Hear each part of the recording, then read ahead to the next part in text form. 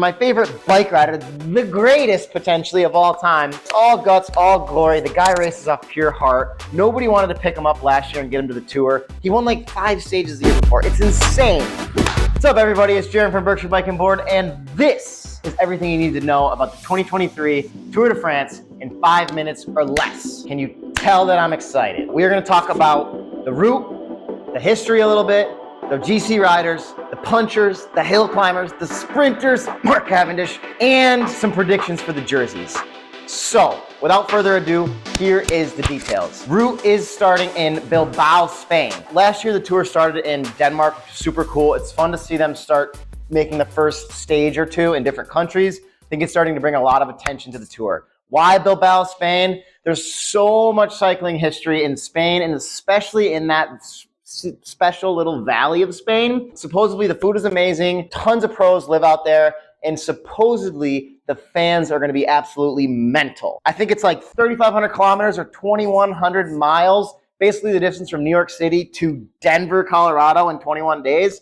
Insane. 55,000 meters of elevation, 185 feet, I think, total climb. It's like riding your bike up Mount Everest, I think, little less than 6.5 times. So needless to say, they are covering a lot of ground and pretty much riding their bikes to the moon in this thing. Oh, and of course, we start in Spain, we go from west to east across the country of France, up and over the Alps, and we finish at the Champs-Élysées in Paris. Around and around we go. Cav's gonna win that stage. He's gonna break the record. It's gonna be amazing. As far as that first stage, it's gonna be an absolute ripper. Why? 182 kilometers, 10,000 feet of vertical, and I think all the big boys who are saying they're not gonna really go for a ton of big stage wins are gonna go for big stage wins. What do I mean by that? You know Tadej is gonna be in the mix because he can't control himself. You know Wout's gonna be in the mix because he can't control himself. You know MVP is gonna be in the mix and he's either gonna go out dying early or he's gonna win. And then we got guys like Tom Pidcock and Julia Alaphilippe who are all so hungry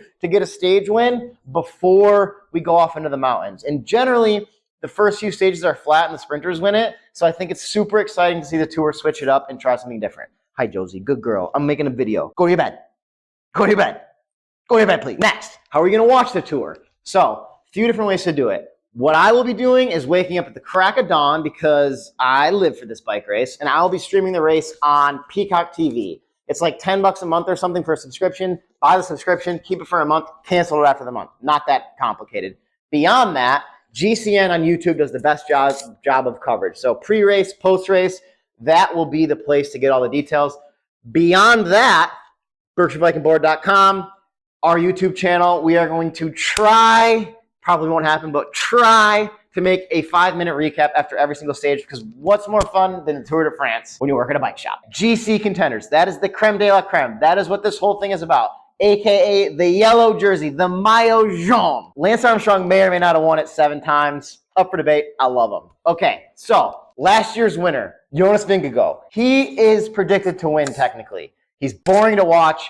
He reminds me of Chris Froome. Those are terrible opinions because he seems like the absolute nicest guy in the world, but the way he races is kind of like Team Ineos from a few years ago. Steady, consistent, just, looking at the power meter. Not a lot of flair there, and I like a little bit of flair. Who do I want to win? My boy Tadej. Why do I think he's going to win?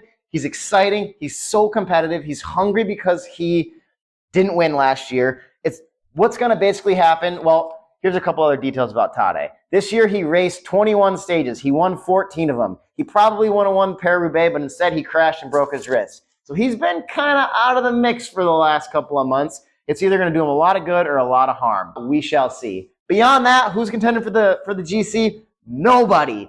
All sorts of different YouTube channels and stuff have done things like, oh, what about so-and-so? What about so-and-so? Not going to happen. Tadej or Vingegaard, that's it. Okay, punchers. That's the next kind of rider. Generally, the exciting ones. I'm going to call it the cyclocross guys because pretty much that's who it is this year. Mathieu van der Poel, Wout van Aert, Tom Pidcock, and then a random kind of wild card non-cyclocross guy, Julian Alaphilippe, but he's just kind of a whiner and he's definitely not going to win any stages. I do like watching him ride, though. So let's go to Tom Pidcock first. Mountain bike world champion, super exciting to watch. He blew everybody's doors off on the descent last year and won a stage. He won the Strade Bianche this year, no problem. Went off on his own with 50K to go. Super exciting to watch. Guy's got a ton of heart. He's a Brit. They all have heart. Do I think he's going to win any stages? Yes, I think he's going to win the first stage. I think all of these cyclocross guys are going to go for that first stage win before the GC battle heats up. They get their opportunity. I'm giving it to Pidcock. Wout van Aert, the man, the myth, the legend. Everybody wants him, a piece of Wout this year. Netflix kind of made him look like the villain, but realistically, he's just so much better than everybody else in all disciplines that he gets to do whatever he wants, whatever he wants. Do I think he's going to win the first stage? No, because 10,000 feet of vertical, I think he's going to be a little bit tired, although 2 hairpins sprint to the finish, I don't know. Anyways, Wout has said he is going to do everything he can to support the team this year. Do I believe it? No. I think when he gets out there, he's racing, and there's a sprint for glory, or, he can go up the road, he's going to go up the road. You know what? That's why I love him. Next, Matthew van der Poel. Okay, so he was the darling, the cycling darling, nobody better than him. And what has seemed to happen is over the last couple of years, he had a really bad crash in the mountain bike Olympics a few years ago, and it kind of threw him off. It's given him some back issues, and he's had issues. I mean, before that, nobody could touch him in pretty much any discipline. He would just win, win, win. That being said, he did win Cyclocross World Championships this year. He had a pretty decent spring campaign until he didn't. When he's good, he's good. When he's bad, he's bad. I hope Van der Poel is good this year because he really likes to light things up and make things exciting. Okay, I got it. That's all I need. 8 flat, 4 hilly, 8 mountain, 8, 4, 8 in the TT. Quick route overview. Here's the deal. 8 flat stages, 8 hilly stages, 8 mountain stages, 1 TT, 2 rest days, no TTT, which drives me crazy. Used to be the most fun to watch Lance and the Postal Boys rotate through, rip poles, and drop a few guys at the end and go for the line. I hate that they've gone away from it, but c'est la vie. Few main guys to think about when it comes to the sprinters. And what is a sprinter? That's basically the guy who gets pulled to the finish line by his team and then goes in the front, pedal, goes across the finish line first and gets the green jersey or the stage win. Guy who does it the most gets the green jersey. So here's what I got for sprinters. Jasper Philipsen, Alpecin, Jasper the Disaster. If he can keep the rubber side down, he's probably going to win the most stages this year. Next, Fabio Jakobsen, kind of the darling or the hero of Netflix Tour de France Unchained series this year. Why? A few years ago, he crashed in a sprint, tore his whole face apart, almost died. Came back last year, he won 2 stages, I believe.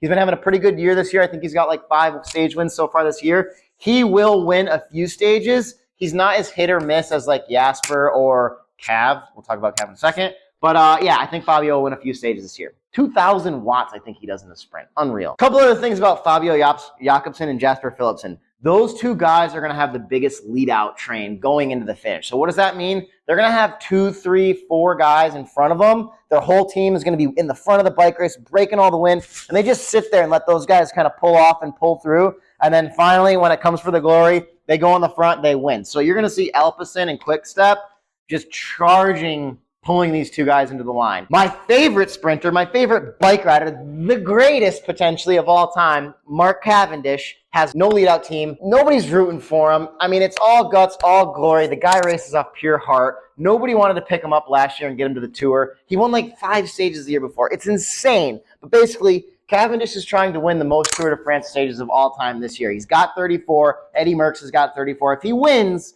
he will have 35. And I'm going to say, just like all the other videos are doing, that's never going to happen because nothing fires Cav up like people telling me he can't going to do it. That he's not going to do it. Although I do think he's going to win in the last stage in Paris. Please hope he wins. We could also talk about Peter, right? Peter the Great, Peter Sagan. It's his last tour. It's a farewell ride for him. I hope he just absolutely has fun with it. Rides wheelies, hits jumps, goes off curbs, makes jokes, makes us laugh.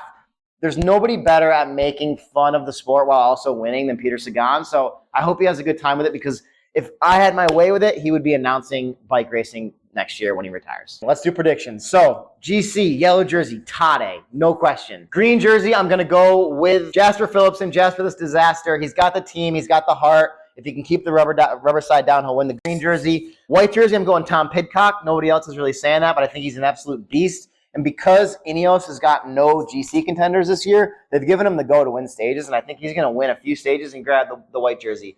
I hope Josie doesn't pee. She's getting ready to pee. Thibaut Pinot is my pick for the polka dot jersey. That basically means who gets the most climb or like mountain. Who's the best climber in the Tour is really what it is. Why do I think Thibaut? Because he won't win a stage because he always gets second.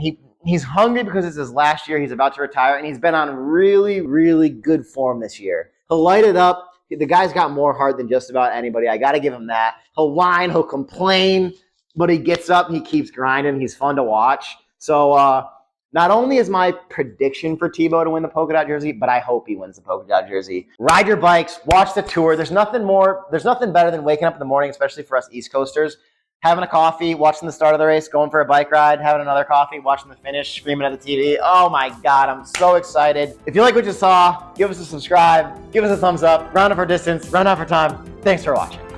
That's all I got. You want to add? No, I'm done. That's all I got.